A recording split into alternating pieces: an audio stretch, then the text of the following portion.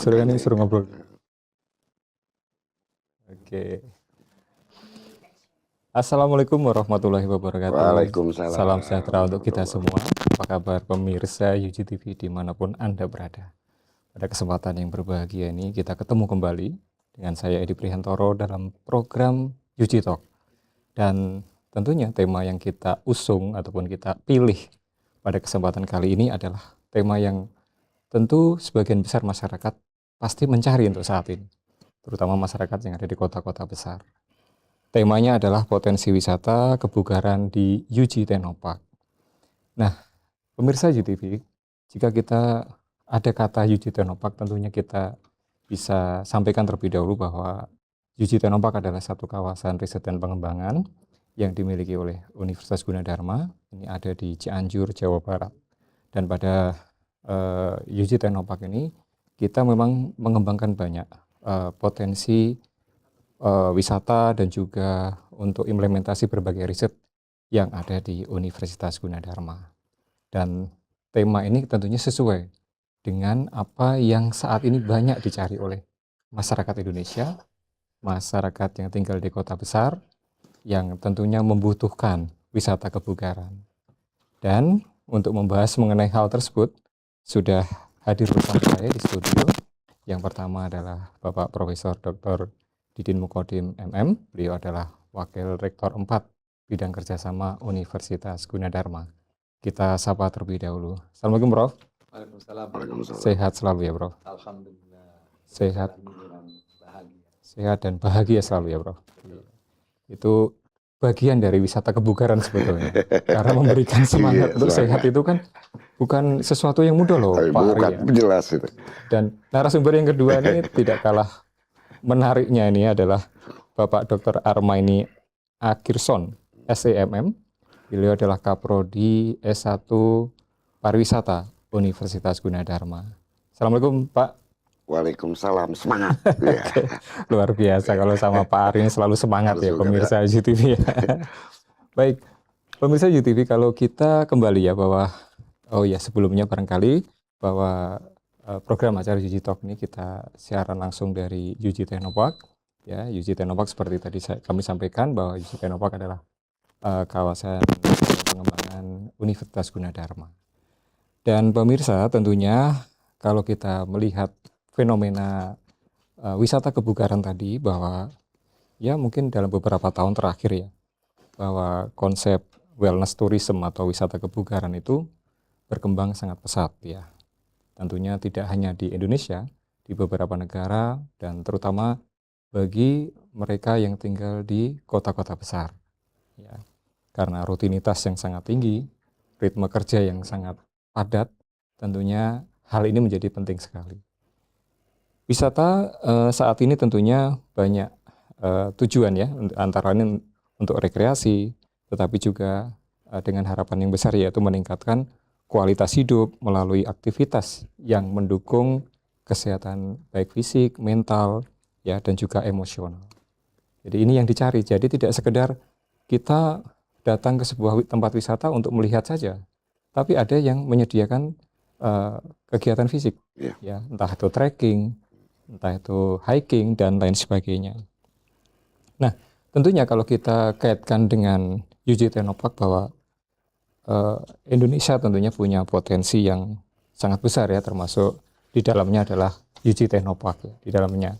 Dan tentunya dengan seperti tadi disampaikan bahwa UG Technopark ini satu kawasan yang memang untuk riset dan pengembangan Universitas Gunadarma. Tentunya dengan kawasan yang hijau, kawasan segar ya, ada danau, ada bukit, ada tanaman, berbagai tanaman ada ya. Ini tentunya sangat memberikan atau mungkin sesuai dengan konsep wisata kebugaran yang menjadi tema kita pada hari ini.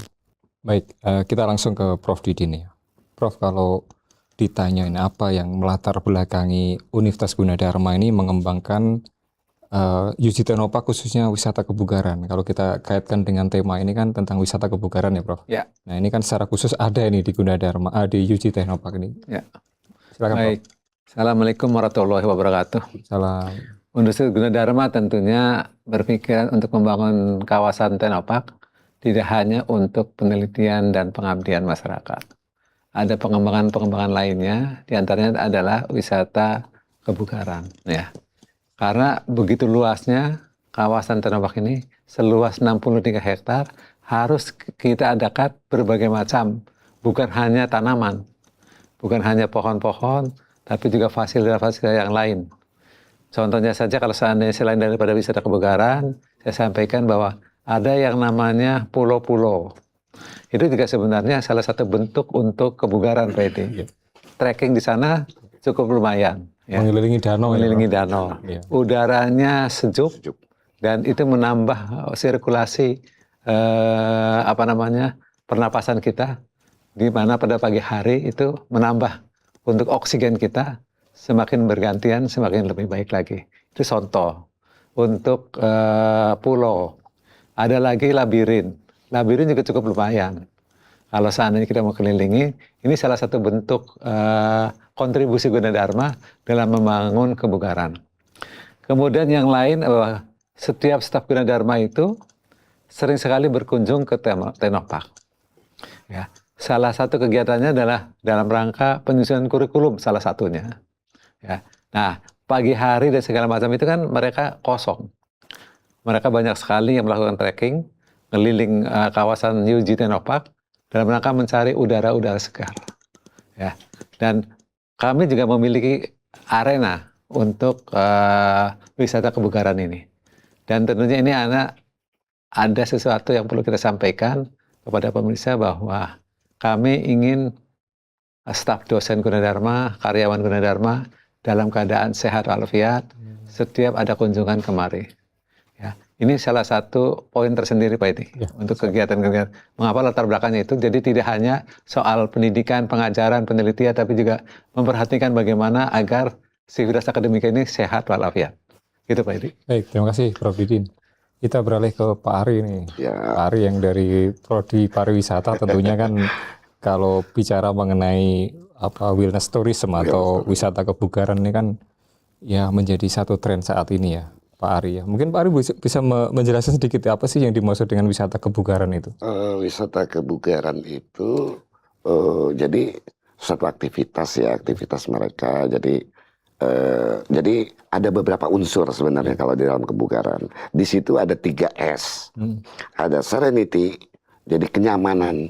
Jadi dia bergerak. Ada track di mana dia bisa jalan, dia bisa menghirup udara seperti apa yang Prof. Didin katakan. Kemudian juga ada juga di sana sustainability. Artinya dia juga harus tahu dengan lingkungan yang ada, tanaman yang ada gitu ya, filosofi dari tanaman, manfaat lingkungan gitu. Kemudian juga gastronomi juga harus ada di situ, unsur gastronomi. Artinya bagaimana sih mensinkronkan gitu ya, mensinkronkan antara gerakan, menghirup udara. Nah itu sebenarnya kalau kita berbicara tentang wellness tourism, sebenarnya dari dulu tadi seperti apa yang di Gunadarma di Yuji Tenopak ada gitu ya. Ya, kita dari dulu setiap ada yang kunjungan ke sini kita selalu ada track gitu ya. Tapi sekarang ini mungkin akan kita ke depannya karena kebetulan kita punya herbal. Jadi itu bagaimana memadukan antara wellness tourism dikaitkan dengan kebun herbal kita. Nah itu yang tanaman herbal. Iya, tanaman-tanaman herbal. Saya kira itu.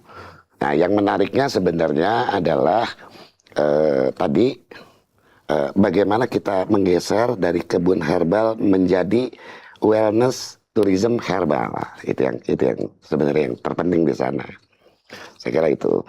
Baik, terima kasih Pak Ari dan tentunya pemirsa Yuji TV ya kalau kita bicara wisata kebugaran tadi baik Prof. Didin ataupun Pak Ari juga menjelaskan ya bagaimana pola hidup sehat itu ya, apa yang harus kita lakukan dan Prof. Didin juga tadi menyampaikan bahwa ternyata kalau kita melihat definisi dari apa sih wisata kebugaran itu kan salah satunya misalnya fisik tentunya tadi sudah disampaikan bahwa kita ada jogging track yang kita bisa gunakan baik itu untuk dosen ataupun mahasiswa dengan harapan semuanya sehat ya Prof ya. Kemudian kesehatan mental misalnya dengan melihat hijau, melihat danau karena pemirsa Yuji TV kalau kita tadi yang disampaikan Prof. Didin bahwa zona pulau dan danau itu kan sebelah kiri adalah sawah, persawahan yang padinya sudah mulai menguning nih, Prof. Sana titik Sebelah kenyamanan. kanannya adalah danau. Danau, Nah itu kan apalagi kalau di pagi hari itu sangat luar biasa.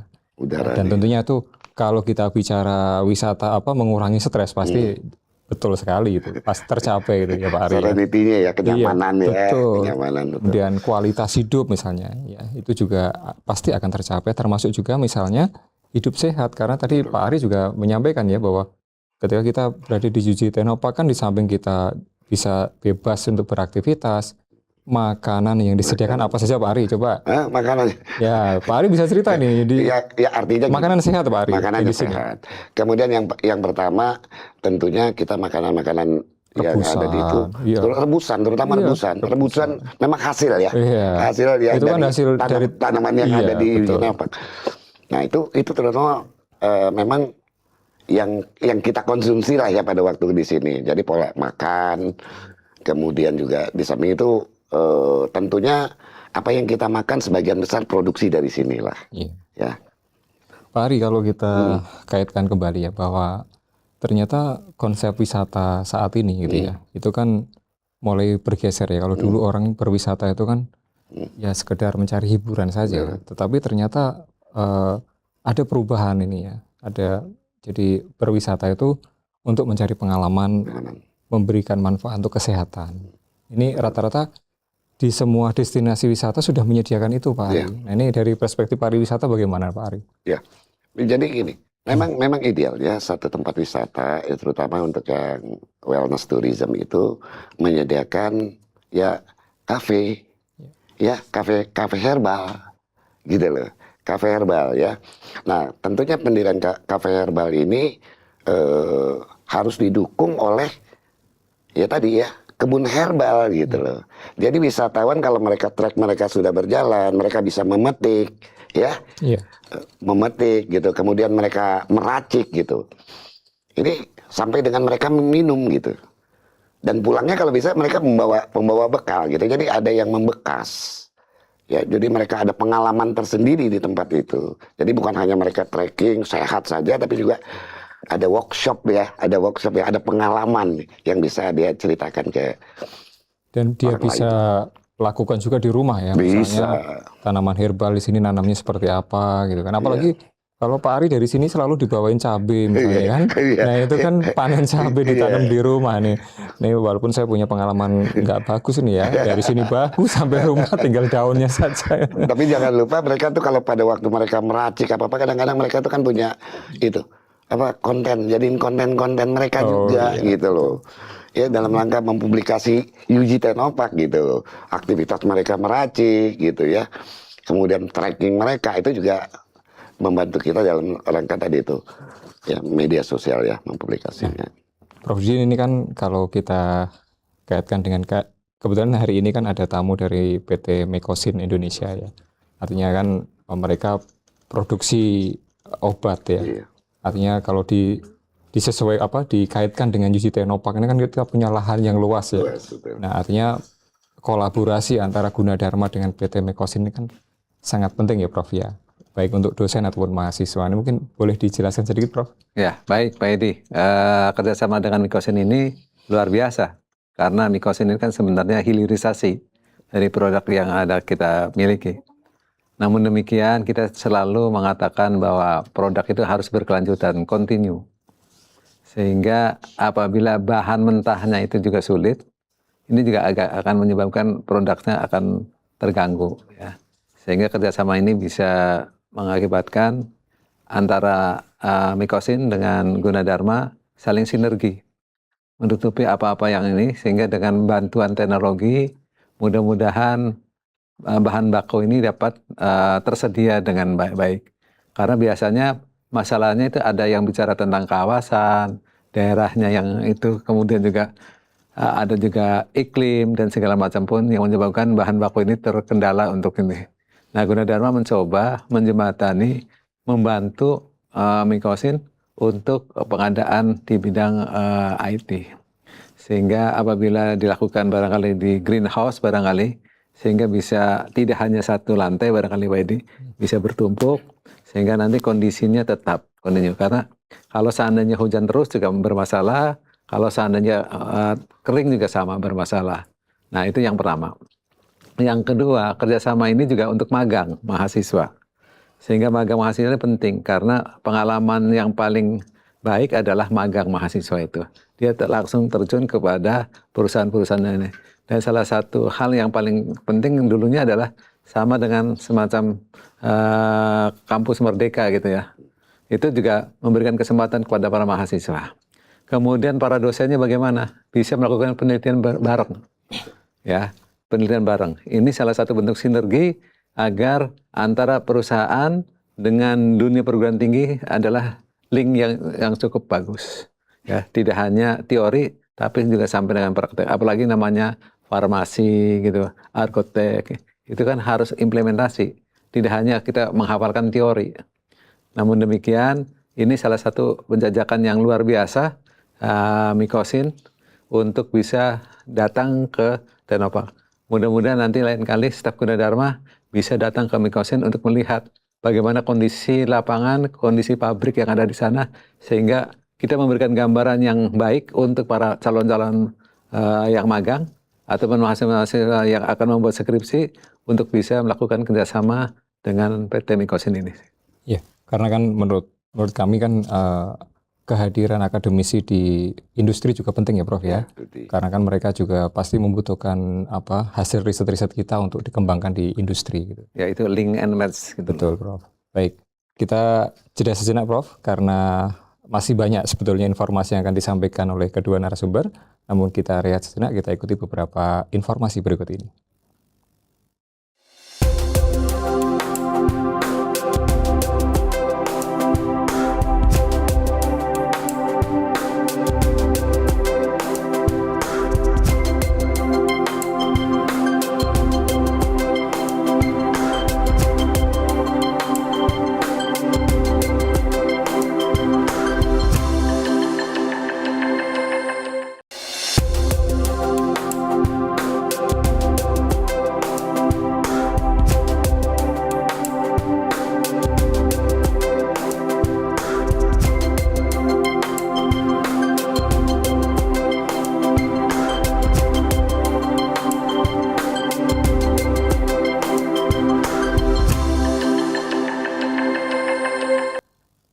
Baik, pemirsa UG TV, kita lanjutkan kembali diskusi kita, masih bersama saya Edi Priantoro dalam program UG Talk dengan tema yang tentunya sangat luar biasa ya hari ini, yaitu membangun destinasi wisata kebugaran berbasis inovasi untuk segmen yang kedua, karena tema besar kita tentunya adalah terkait dengan pemanfaatan UG Technopark ya di dalam wisata kebugaran. Nah, dan saya tidak sendiri, pemirsa, saya masih bersama dua narasumber kita, yaitu Prof. Didin dan juga Pak Arma ini, yang tentunya berkenan untuk berbagi pada kesempatan kali ini.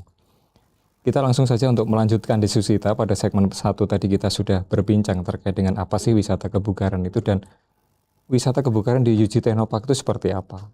Tadi kedua narasumber sudah menyampaikan, dan kita lanjutkan untuk yang sesi kedua.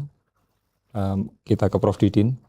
Di samping UG Technopark itu untuk pusat edukasi ya Prof, ini juga sekaligus menjadi destinasi wisata kebugaran.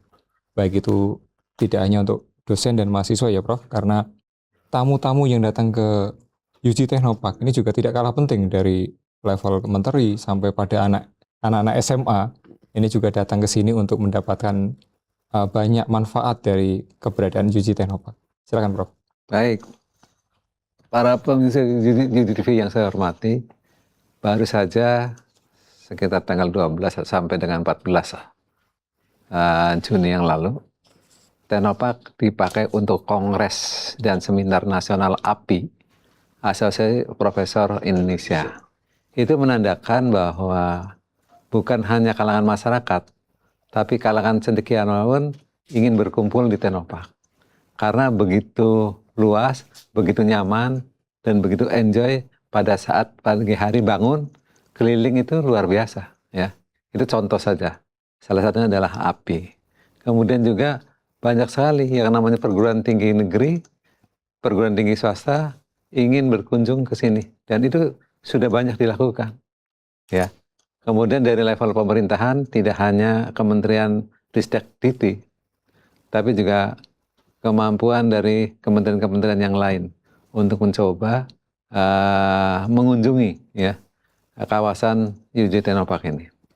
Anak sekolah Pak Edi tentunya tidak ketinggalan ya, karena itu adalah salah satu faktor mereka untuk bisa menyambung ataupun menyebarkan informasi-informasi ini agar mereka tahu bagaimana Tenopak ini dibangun. Karena di sini diceritakan tidak hanya main-main gitu segala macam pun, tapi langsung terjun sendiri. Karena kalau seandainya kita bawa siswa itu bisa lihat pohon-pohon sudah ada barcode-nya, sehingga bisa mengetahui kapan ditanam, kemudian manfaatnya apa, itu bisa dipergunakan untuk belajar. Jadi belajar langsung. Kemudian juga ada permainan-permainan yang bisa dianggap ini juga membantu untuk kebugaran Pak Edi. Ya, siapa yang selesai tepat waktu dan sesuai dengan waktunya, kemudian juga dia lebih cepat waktu yang ditentukan, itu kami kadang-kadang diberikan juga reward ya, untuk mereka-mereka supaya mereka senang untuk hal-hal yang demikian. Itu Pak Edi saya kira. Ya, terima kasih Prof. Didin. Kita ke Pak Ari nih. Ya. Pak Ari, kalau terkait dengan wisata kebugaran sendiri ya, ini sebetulnya komponen utama apa sih sebetulnya yang dikategorikan sebagai wisata kebugaran ini? Kan kalau tentunya di UJ Tenopak ya, kan kita saat ini sedang di UJ Tenopak. Pak Ari mungkin bisa mendeskripsikan kira-kira yang sudah disiapkan oleh Gunadarma melalui UJ Tenopak untuk wisata kebugaran itu apa saja? Silakan Pak. Baik, terima kasih. Yang pertama, kalau wisata kebugaran itu lingkungan kita sudah ya, di Tenopak banyak tumbuh-tumbuhan, alamnya, udaranya. Kemudian samping itu juga memang harus ada fasilitas, gitu ya, fasilitas. Nah, fasilitas ya tadi, misalnya tadi yang ada jembatan Koningsberg, kemudian rencananya ke depan kita nanti ada zona khusus, zona untuk kebugaran, di mana mungkin di sana akan ada ya contohnya gitu, ada sepeda ya, sepeda yang mekanik gitu ya. Jadi orang bisa menghasilkan listrik ya. Menghasilkan listrik. Nah, listrik itu disimpan, gitu kan? Listrik itu disimpan. Bisa bermanfaat untuk yang lain. Bisa untuk bermanfaat yang lain. Itu misalnya itu satu zona. Itu satu contoh di sana. Bisa juga di sana ada ikan. Bisa juga ada ikan yang terapi ikan bisa juga, gitu ya. Yang jelas di sana dia bisa menikmati suasana alam, bersatu dengan alam, kemudian dia sehat. Kira-kira itu. Nah itu memang harus ada beberapa fasilitas yang harus kita lengkapi kembali gitu loh. Baik, terima kasih Pak Ari.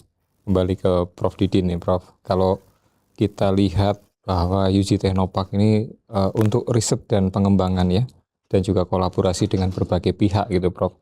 Sampai mungkin nanti Prof bisa menyampaikan sampai kepada hilirisasi ya Prof. Ini kan beberapa hasil penelitian baik dosen dan mahasiswa ya, terutama yang dari agroteknologi itu kan menghasilkan beberapa tanaman yang kemudian entah teh atau apa ya, yang kemudian bisa sampai ke hilirisasi menjadi sebuah produk yang saat ini saat ini dipasarkan di UJ Smart Store yang ada di UJ Tenopak. Dan itu saya dengar juga dipasarkan melalui marketplace ini. Nah, artinya ini kan bagus sebagai suatu dari hulu ke hilir itu bisa dilakukan di sini gitu. Prof. Didin mungkin bisa disampaikan Prof. Ya. Terima kasih Pak Edi. Memang dibangunnya kawasan UJ Tenopak ini tidak hanya untuk dinikmati sebagai wisata kebugaran, tapi juga produk-produknya dari tanaman-tanaman yang ditanam oleh jurusan agroteknologi ini harus menghasilkan, yaitu dalam bentuk hilirisasi. Nah, hilirisasinya tentunya apa? Banyak, kalau seandainya saya sampaikan, ada tanaman rosella. Itu juga kan sudah banyak hasilnya yang diciptakan dan dipasarkan di UJ Smart Store ya. Nah, itu juga salah satu. Kemudian juga cabai, begitu banyaknya cabai, itu juga bisa dipasarkan. Banyak sekali Pak Edi, saya sudah ditelepon beberapa kali. Saya bilangin ini cabai terpedas, namanya Margi 2. atau Margi 1, saya Margi lupa. 1 ya. Margi 1. Itu sampai nanya, sudah dijual belum? Ya. Karena dia ingin tahu, karena terpedas itu seperti apa pedasnya. Saya katakan jangan coba-coba, langsung dimakan lah. Walaupun saya sendiri juga belum pernah makan, tapi informasi dari pencetus Margi 1 ini, Prof. Syukur, mengatakan Pak, pedasnya luar biasa. Sehingga saya bilang jangan coba untuk bikin sambal sendiri. Ya. Nah, produk-produk yang lain sudah mulai Pak Edi. Ini juga salah satu hasil yang disampaikan oleh para mahasiswa, tidak hanya hasilnya dalam bentuk skripsi, tapi juga sampai implementasinya. Sehingga produknya sudah terpasang di UG Smart Store untuk barang-barang yang tadi disampaikan.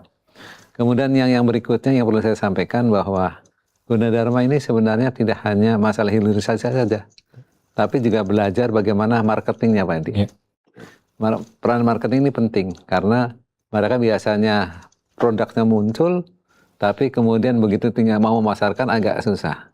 Nah, kita juga diajarkan bagaimana memasarkan produk-produk daripada hilirisasi ini kepada masyarakat luas. Sehingga apabila ada tamu selalu dibawa, ya, untuk diperlihatkan hasil daripada Tenopak. Nah, dia pulang itu selalu bawa oleh-oleh. Nah, ini salah satu bentuk pemasaran mereka-mereka yang datang ke sini. Sehingga ada bukti bahwa saya dari UG Tenopak bukan hanya kaos, bukan hanya topi gitu ya, tapi juga ada produk-produk sesuai dengan namanya UG Tenopak. Ya. Nah, kita mungkin Pak Ari melengkapi ya, Pak. Ini kan kalau kita lihat di luar ini kan banyak sekali mahasiswa dari berbagai program studi yang memang secara khusus magang di UG Tenopak ya. Di samping agroteknologi, kalau agroteknologi jelas ya karena memang mereka ada lahan di sini yang bisa digunakan oleh mereka untuk implementasi dari ide-ide di dalam skripsinya, gitu kan, penelitian mereka. Kemudian ada juga mahasiswa pariwisata. Nah, ini Pak Ari mungkin bisa menjelaskan nih beberapa mahasiswa yang datang ke sini secara khusus magang di sini ini. Kalau Pak Ari melihat, apakah mereka memang sudah sesuai mereka melakukan magang di sini atau mereka mungkin Pak Ari bisa jelaskan dulu. Baik, terima kasih. Memang benar gitu.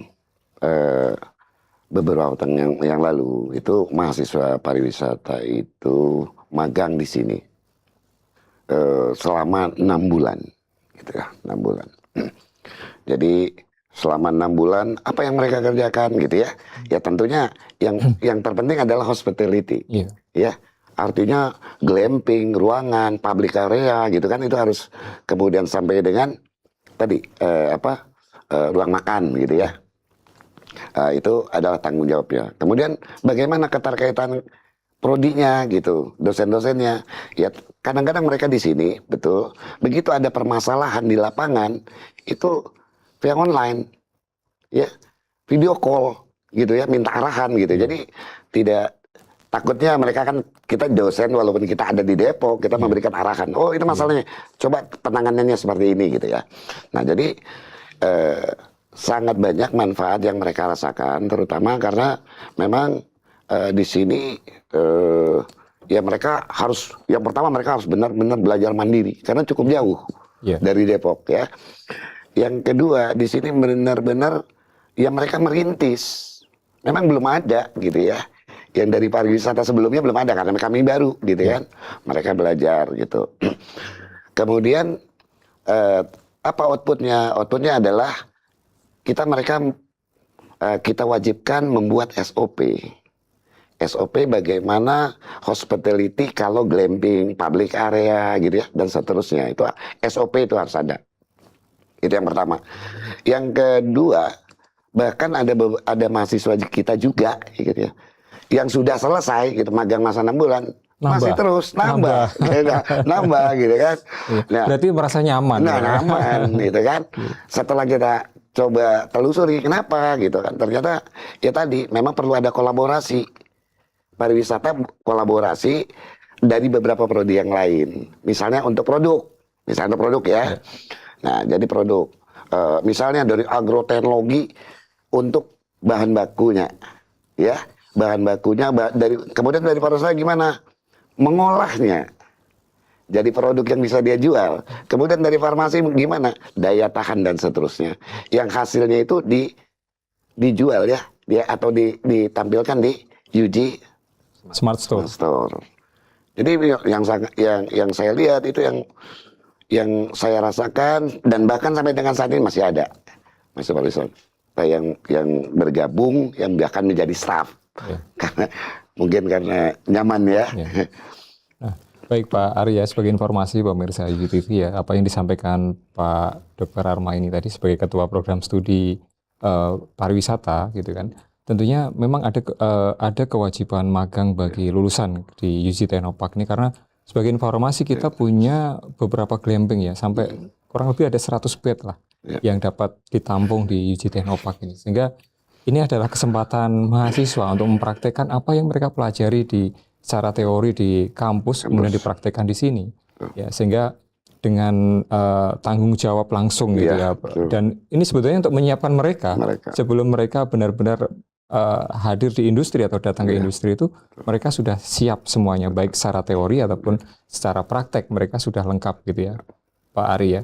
Artinya ini menjadi laboratorium hidup ini ya, untuk bisa mereka gunakan atau praktekkan di sini, dan sampai ada yang nambah gitu. Jadi tidak hanya dari sisi agroteknologi tapi pariwisata, karena memang di sini banyak glamping, banyak penginapan, ada 100 bed ya, kurang lebih 100 bed, sehingga ada restoran ya. Itu harus di maintain betul itu. Kalau enggak kan ya pasti lambat laun akan rusak kan Pak Ari ya.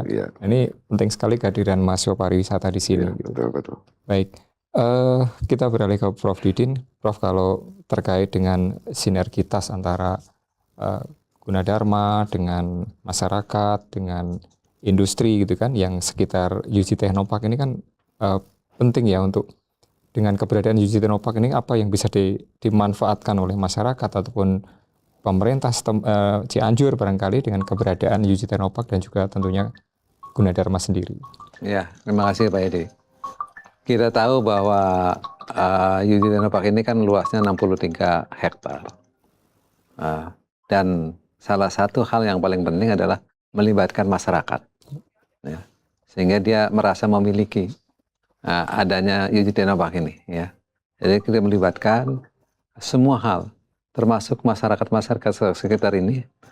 Ada yang disekolahkan, Pak Edi, dapat beasiswa. Nah, ini juga salah satu kontribusi. Tidak hanya kerjasama dengan pemerintah kabupaten. Kalau pemerintah kabupaten sudah pasti, karena itu secara hierarki tentunya harus kita patuh dengan Pemda Kabupaten Cianjur, ya. Tapi kami tidak hanya terbatas di masyarakat sekitar. Masyarakat Kabupaten Cianjur ini, misalnya di bidang kesehatan, kami sering melakukan pengabdian masyarakat lewat Fakultas Kedokteran. Rutin ya Prof? Rutin kemari. Ini salah satu bentuk kontribusi, tidak hanya fakultas-fakultas yang lain. Kemudian juga dari Fakultas Teknologi Industri, jurusan katakanlah mesin, itu bagaimana mengolah kotoran ya menjadi bentuk untuk pupuk dan segala macam pun. Ya, mengubahnya menjadi pupuk. Ini salah satu bentuk kontribusi ya. Kemudian juga di bidang teknologi informasi banyak sekali yang kita bantu untuk pengembangan UMKM dan seterusnya. Ini selalu kami buatkan portal-portal untuk UMKM sehingga mereka berkelangsungan hidup UMKM kita ajarkan. Termasuk di dalamnya adalah masalah pajak. Kami berikan latihan untuk pajak ya, sehingga UMKM tidak merasa ditinggal ya. Apalagi menggunakan prosedur-prosedur yang sekarang agak susah, UMKM tentunya kami bantu untuk mereka melancarkan kegiatan-kegiatan usahanya. Itu. Terima kasih Prof. Didin dan Pak Ari. Pemirsa UTV, pada segmen yang kedua, tentu kita sudah mendapatkan banyak informasi terkait dengan apa yang kebermanfaat dari UG Teknopark sendiri dalam menyediakan fasilitas untuk wisata kebugaran, dan juga ternyata banyak sekali yang dihasilkan ataupun bisa dimanfaatkan dari keberadaan UG Teknopark, baik untuk dosen, mahasiswa, masyarakat sekitar, dan para stakeholder yang lain. Jangan kemana-mana pemirsa, kita akan lanjutkan setelah beberapa informasi berikut ini.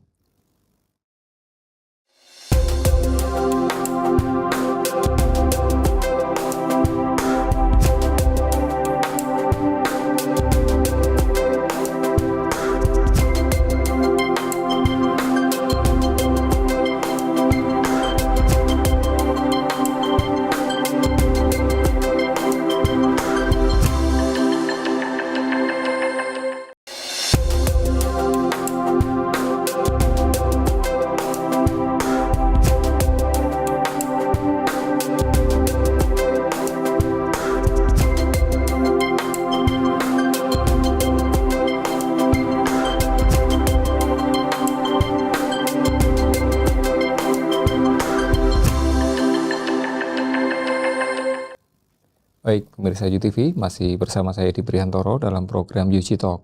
Dan pada kesempatan kali ini kita masih berdiskusi terkait dengan tema yang tentunya menarik untuk diikuti, yaitu potensi wisata kebugaran di UG Technopark.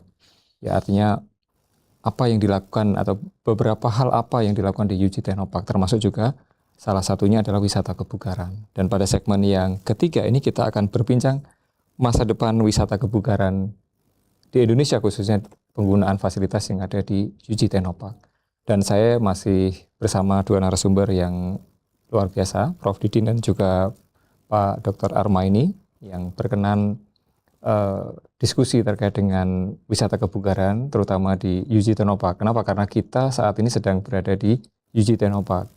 Sebagai informasi pemirsa bahwa UG Technopark ini adalah satu kawasan penelitian dan pengembangan yang dimiliki oleh Universitas Gunadarma, di mana UG Technopark ini sebagai implementasi berbagai kegiatan penelitian dan pengabdian masyarakat dari berbagai program studi, antara lain tadi disampaikan ada IT, ada sistem komputer, ada informatika, ada agroteknologi dan juga pariwisata, Pak Ari, dan tentunya masih banyak lagi, termasuk juga komunikasi karena kami ada studio mini di sini. Ya, ini juga menjadi satu hal yang disediakan di UG Technopark. Mungkin kita kembali ke Prof. Didin. Kalau kita bicara mengenai wisata kebugaran, Prof, ya, artinya tidak hanya di UG Technopark, tapi di seluruh lokasi kampus itu kan ada beberapa fasilitas yang juga bisa dimanfaatkan dosen dan mahasiswa yang mungkin ada yang ke sini, ada yang mungkin yang di sana yang tidak sempat ke sini, kan itu juga mereka juga harus tetap sehat ya, Prof. Silakan, Prof. Baik, Pak Edi. Memang benar bahwa wisata kebugaran ini tidak hanya di kawasan UG Technopark. Ini salah satu kampus saja. Orang menyebutnya ini adalah kampus Mande atau kampus M. Ada beberapa kampus yang lain, ya, dapat bisa dinikmati oleh para mahasiswa dan staf pengajar. Ini karena apa? Gunadarma mencoba untuk memberikan fasilitas terlengkap untuk para warganya, para sivitas akademiknya, sehingga mereka tidak perlu jauh-jauh untuk melakukan aktivitas olahraga, termasuk di dalamnya adalah wisata.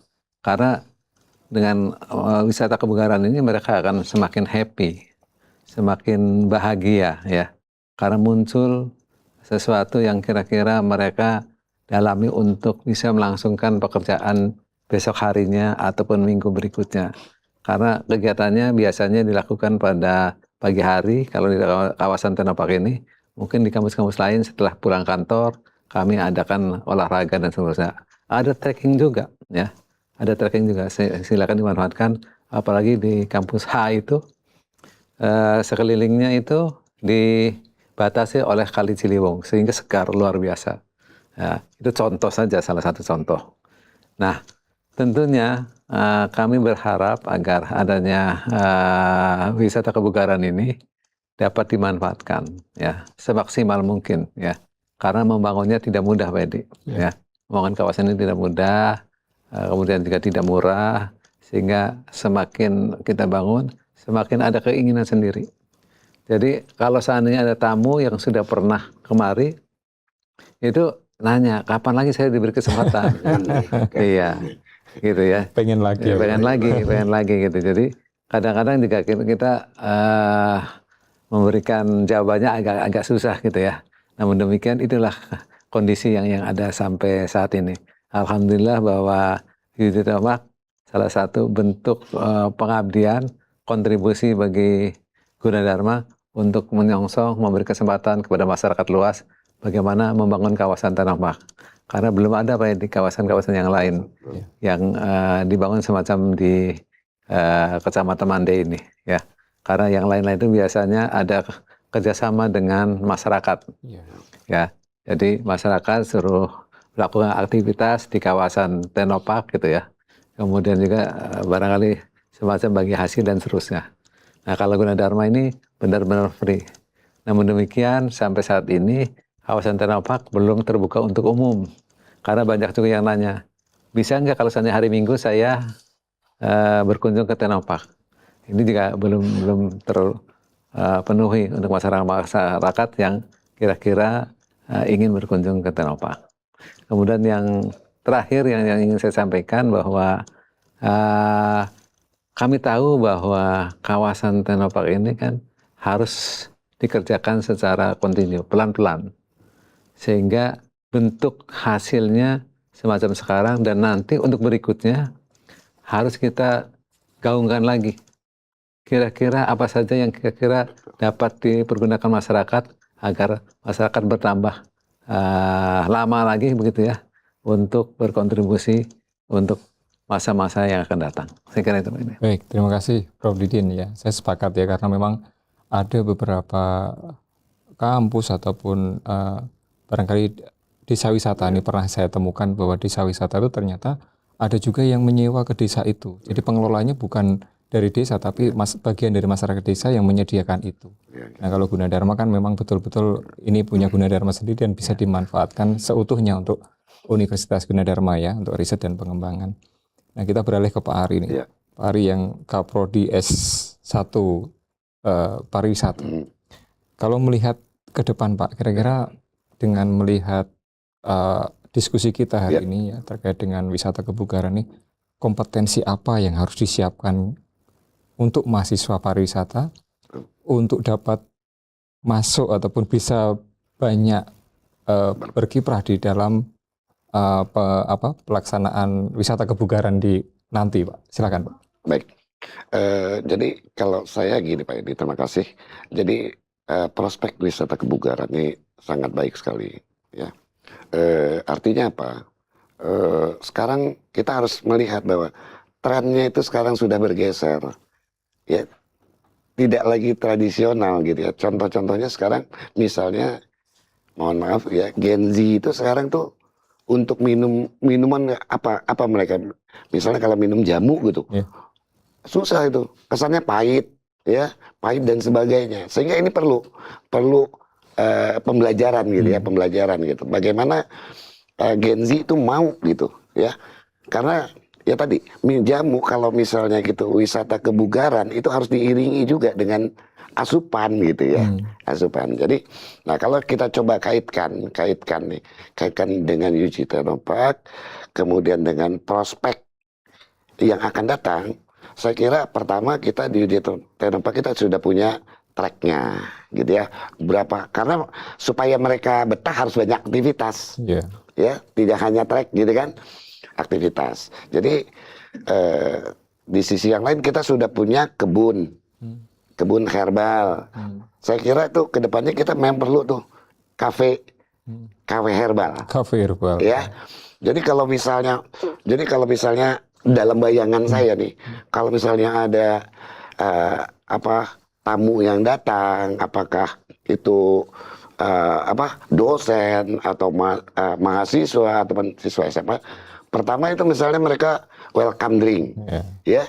Welcome drink dulu, gitu. Minuman sehat, ya, yang itu merupakan hasil dari ciri khas dari UG Tenopak juga ya. Dan itu dari hasil mahasiswa kebun. teknologi. Welcome drink, setelah welcome drink mereka berjalan trekking, gitu ya, trekking. Kemudian mereka masuk ke kafe, ya, kafe herbal tadi. Di kafe herbal tadi itu mereka belajar bagaimana memilih, meracik, gitu ya. Nah, sehingga itu mereka ada pengalaman gitu ya. Akhirnya yang terakhirnya mereka itu harapannya bahwa ya minuman herbal itu nggak pahit loh gitu loh. Ya. Ada satu contoh di Jakarta, satu kafe itu yang cukup digemari oleh Gen Z. Dia bekerja sama dengan asosiasi jamu lah gitu. Jadi memang yang terpenting yang ke depan adalah merubah paradigma Gen Z itu bahwa minuman jamu sebagai suplemen dari wellness tourism, dari pahit ya, dari pahit menjadi berkesan, enak, nyaman, dan pengalaman berharga yang akan datang. Saya kira gitu. Baik, terima kasih Pak Ari. Kita beralih ke Prof. Didin. Ini Prof, kalau terakhir barangkali bagaimana harapan Universitas Gunadarma sendiri ya terhadap pengembangan UG Teknopark ini sebagai satu pusat inovasi yang dapat memberikan manfaat bagi masyarakat luas. Baik, Pak Edi, terima kasih. Kita tahu bahwa Gunadarma menempatkan UG Teknopark sebagai salah satu hasil-hasil penelitian. Nah, hasil penelitian ini harus bermanfaat, Pak Edi, untuk masyarakat yang ada. Karena di sana ada faktor bukan hanya penelitian juga dimanfaatkan oleh masyarakat, ada pengabdian masyarakatnya. Nah, dengan demikian harus siap, mau tidak hanya bicara tentang haki, ya sudah selesai gitu ya, atau mahasiswa tadi sudah selesai skripsinya, tapi harus bisa implementasi, bisa membantu masyarakat sekitar, ya, sehingga manfaatnya ada. Karena penelitian di sini kira-kira dipakai untuk apa masyarakat sekitar sini? Itu penting, ya. Nah, sehingga hasil karya ilmiah, hasil tulisan ilmiah, apapun yang namanya harus berupa produk yang bisa dinikmati untuk mereka. Tadi menyinggung tentang minum atau untuk jamu gitu lah. Ya kesannya sekarang minum jamu sehat. Iya. Kan gitu ya. Jadi kalau minum jamu sehat itu orang melihatnya kalau kalimat sehat itu agak tertarik. Iya. Tapi kalau misalnya minum jamu pahit itu kan agak repot ya. Nggak mau, bro. Ya, Nggak mau, gitu, gitu ya, kalau betul. minum jamu semakin sehat gitu kan. Dengan kebugaran mereka semakin bahagia. Setelah kebugaran jangan lupa minum jamu. Iya. Karena mereka merasa dirinya adalah salah satu yang dapat dinikmati, dapat dimanfaatkan untuk itu. Nah, kemudian untuk berikutnya agar dapat masyarakat, Gunadarma tidak pernah, Pak Edi, meninggalkan masyarakat yang ada. Selalu diajak kerjasama, diajak bareng, sehingga mereka merasakan bahwa keberadaan UG Teknopark ini bermanfaat sekali untuk masyarakat sekitar. Kami setiap ada kegiatan selalu melibatkan lurah, melibatkan camat, melibatkan kepala puskesmas dan seterusnya ya. Ini artinya bahwa kami di sini tidak hanya memanfaatkan lahan yang ada, tapi juga masyarakat di sini agar dapat memanfaatkan kehadiran daripada UG Teknopark. Ya, baik. Prof Didin, kalau tadi Prof menyampaikan bahwa banyak teman-teman yang sudah ke sini dan ingin kembali ke sini ya.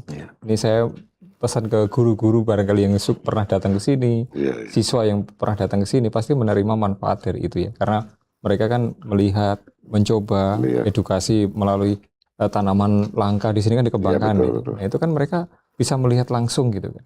Ya, tentunya masyarakat ataupun para masyarakat luas ya bahwa inilah keberadaan UG Teknopark, artinya kebermanfaatannya memang di samping untuk riset dan inovasi ya, tapi juga untuk masyarakat luas. Ya, ini tentu kebermanfaatan ini termasuk juga wisata kebugaran. Di sini memang sudah disiapkan gitu ya, sehingga tamu-tamu yang datang ke sini itu ya ingin kembali lagi ke sini kan. Dan kami berharap Bapak Ibu guru dan juga para siswa ya silakan nanti kalau mau melihat UG Teknopark dengan fasilitas wisata kebugaran yang ada, mencoba silahkan gitu ya. Karena di sini saat ini free ya Prof ya, dan bisa dimanfaatkan. Baik, Pak Ari mungkin ya, apa pesan Pak Ari terkait pada generasi muda ini terkait dengan apa wisata kebugaran ini? Kan ini Pak Ari ini selalu muda jiwanya nih kan, bagaimana pesannya untuk para mahasiswa atau generasi muda? Silakan Prof, Pak Ari. Ya, baik. Jadi memang mau tidak mau sekarang mahasiswa kita itu memang tidak hanya harus belajar gitu, tapi badannya juga harus sehat gitu ya. Nah, selama ini kalau di perkotaan gitu ya, di perkotaan itu mereka nge-gym ataupun lari atau segala macam. Jadi memang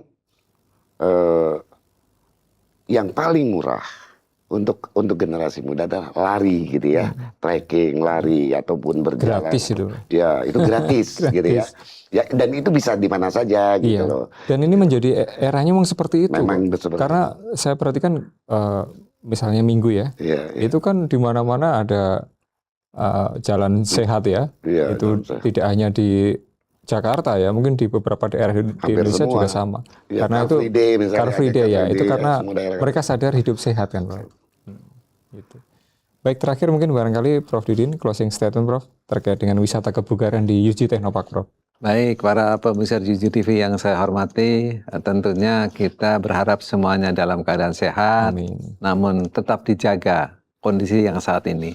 Salah satunya adalah melalui tadi wisata kebugaran, ya. Kalau seandainya setiap saat kita diem, ya, kemudian juga kita berserah diri saja gitu ya, tanpa ada aktivitas, ini tunggulah kan gitu ya. Saya bukan mendoakan, tapi jangan berharap lah agar mereka tetap bergerak. Minimal jalan kaki itu 30 menit lah, Yeah. ya. Nggak usah lama-lama, 30 menit cukup lah. Ini untuk menjaga kebugaran, karena semua otot, semua badan kita ini Bergerak. perlu ada pergerakan, perlu ada gerak, sehingga jangan sampai statis. Kalau seandainya statis, tentunya akan mempengaruhi organ-organ yang lain, ya. Dan setelah olahraga, kita membiasakan diri barangkali tadi, kalau ada jamu, ya jamu yang sehat, ya. Sehingga perlu persiapan-persiapan untuk jamu itu sendiri, ya. Masyarakat yang sudah terbiasa, mudah-mudahan terus sehat. Masyarakat yang belum barangkali nanti bisa meniru kepada masyarakat-masyarakat yang sudah menggunakan jamu. Saya kira itu Pak Edi. Terima kasih. Baik, terima kasih Assalamualaikum Prof. Didin. warahmatullahi wabarakatuh. Waalaikumsalam. Terima kasih Prof Didin dan juga Pak Ari, ya, pemirsa UTV. Demikianlah diskusi kita yang tentunya sangat menarik ya terkait dengan wellness tourism ya atau wisata kebugaran yang ini menjadi satu hal yang banyak diminati oleh siapapun, baik tua ataupun muda, karena mereka sadar akan kesehatan. Dan saya setuju dengan apa yang dipesankan oleh Prof Didin. Mari kita hidup sehat, yang belum sehat, mari kita sama-sama semangat untuk memperbaiki diri supaya tetap sehat. Baik, pemirsa UJ TV, kita akan bertemu pada UJ Talk berikutnya dengan tema-tema yang berbeda. Namun atas nama kru yang bertugas kami ucapkan terima kasih. Sampai ketemu di lain kesempatan. Assalamualaikum warahmatullahi wabarakatuh.